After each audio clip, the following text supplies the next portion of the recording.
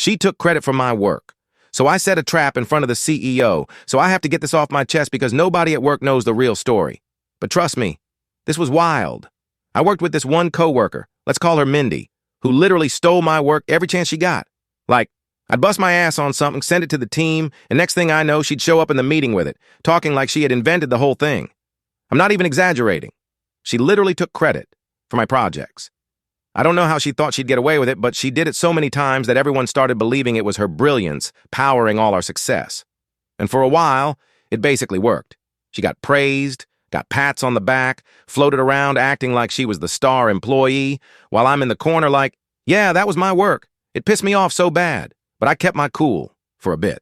Then came annual presentation season, the big one where the CEO sits in and everyone tries to look good. I had this huge project I'd been working on for months, the thing that was actually going to get me promoted this year.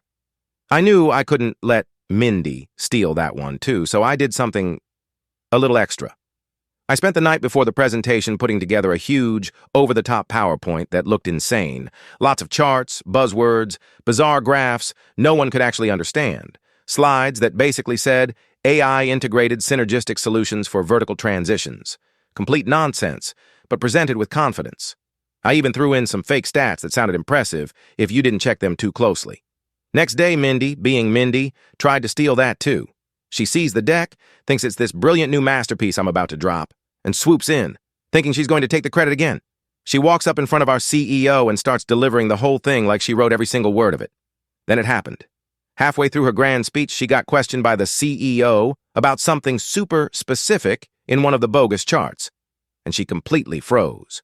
She tried to fumble and improvise, but the CEO wasn't buying it. He called the deck confusing but intriguing, then asked where these numbers came from. And here's the best part.